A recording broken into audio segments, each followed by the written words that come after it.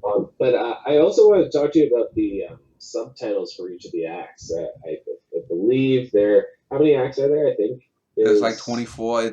It's a shorter play than yeah, the first the one. the acts. I think there's 4 or 5 acts, but there's subtitles like the bottom of the sea, gaze toward paradise, permit me voyage of all love. I think most of these, if not all of them, come from the Hart Crane poem Voyages. Yeah. Um, tell me the reason for those, and then I want to talk about a few scenes specific to this play. Well, Hart Crane was, in a sense, one of the ultimate love poets. Not just physical, sexual love, not just obviously homoerotic love, but a love of things, a love of life. I've used a lot of what you call Wallace Stevens poems and for titles and epigraphs and whatnot. But a love poem like this is definitely material for someone like Crane. Also, so Hart Crane, Wallace Stevens, and Lauren Isley are probably the big three in terms of me culling epigraphs for assorted plays or titles or Jeffers, what Jeffers, you use quite a Jeffers bit too. too. Yeah, so the big four. Mhm. I thought it was interesting how you use the titles. I see here there's at least another fifth act loading slowly, so I'm not able to see all the acts. But they all use the Hart Crane titles. It's interesting how some of them contrast. Like there's stuff like the bottom of the sea uh, that contrasts most of the main action. It's interesting. I also wanted to talk about a couple scenes. My two favorite scenes are probably the scene at the aquarium and the scene at the gallery.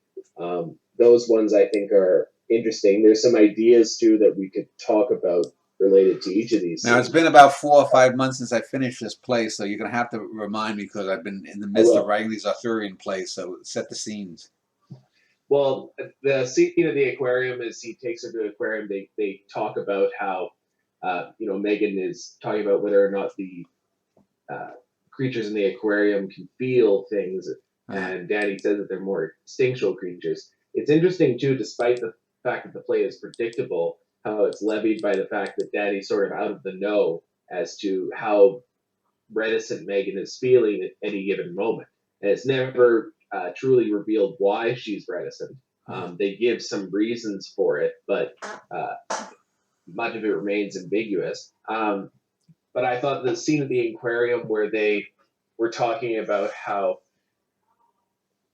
Megan is talking about how she feels that the fish can feel, and Danny's talking about how they may have some vague notions of feeling, but it contrasts them directly there, and it seems that Danny's sort of oblivious to it at the moment, but Megan is more sensitive to their differences.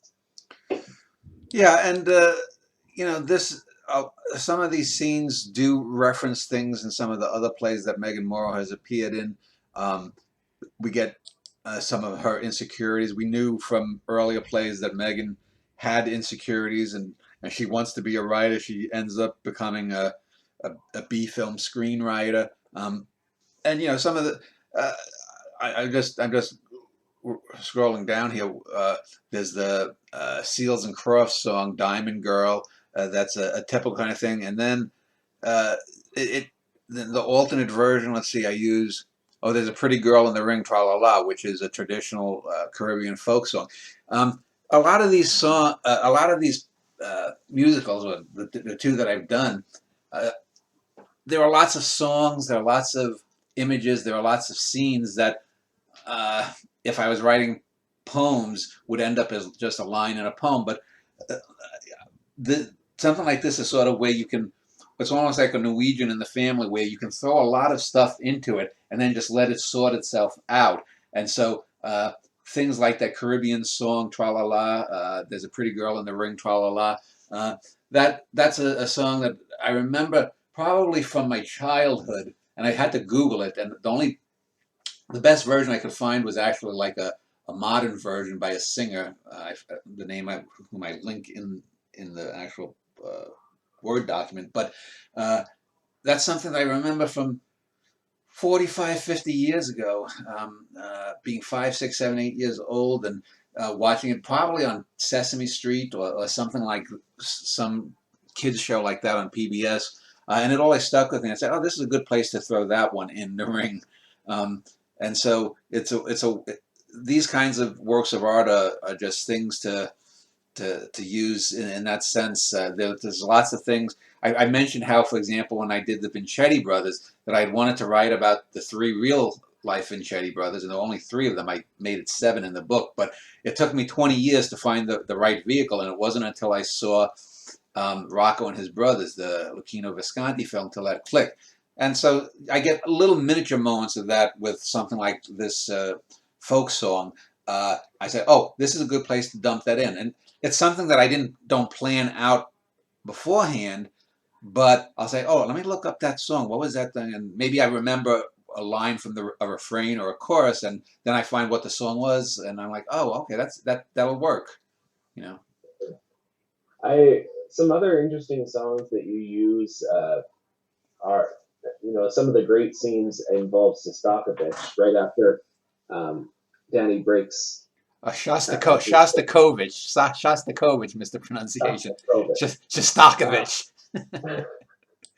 Well, that scene where uh, the you get the rock version and you get the classical version, I thought was interesting.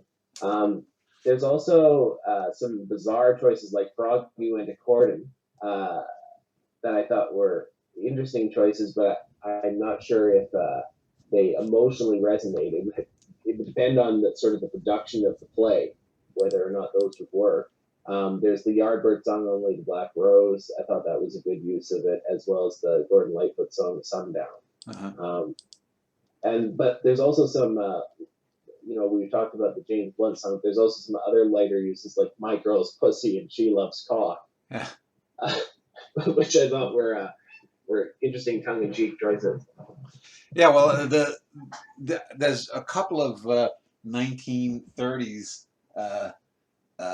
songs that I do use that are very bawdy, and I actually stumbled across them looking just for songs with penises or vaginas in it, and I came across some of these old blues songs, and I was like, oh well, these are in the public domain, or maybe they'll be in the public domain in the next 5 to 10 years by the time these plays ever get produced, which will be 50 or 60 years down the line, so it's not going to matter.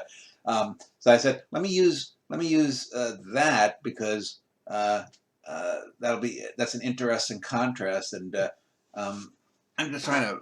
Well, go ahead. Ask your next question. Well, I should also say that most of the action remains within 1989, leading up into 1990. That's an interesting choice of sort of pre-Danny's poetry, Mm. and it leads into a lot of revelations about Megan's insecurity. Uh, it would be more understandable if Megan had insecurities were Danny already an accomplished poet. But at that point, he's just a very confident, um, good, solid poet at that moment. So a lot of her insecurities come off as sort of de facto excuses to get out of the relationship. Perhaps there's something more to why she decides to break it off. Yeah, and It leaves him in the same way that the girl leaves the Woody Allen character in Manhattan, but for different reasons. well, yeah. I mean, like I've said many times, you don't want to answer all the questions about all the characters in a play or a poem or well, not a poem so much, but a movie or a novel. You have to have some kind of mystery because most people aren't going to be aware of why they do something. So why should Megan really know, and why should the audience know? It's more interesting to try to figure out or debate why she has that. I mean, we get some ideas of herself. I mean, we get her love of pop culture. There's the Partridge Family and the Mary Tyler Moore theme songs, TV theme songs that appear in here, um, and Megan is the de facto, I guess, Mary Tyler Moore stand-in. Uh, I also wanted to address the scene at the gallery. Um, that's very interesting too, between how Danny views them objectively and Megan imbues a lot of her own experience into the paintings. I think there's this audible memory that she has looking at one of the paintings. I don't think they ever address exactly which painting they are. Sometimes they say, oh, maybe that's a Hopper or something, so that Danny can talk about Hopper specifically. But I thought it was interesting how you see those different views, just the same way that you see it in the aquarium scene.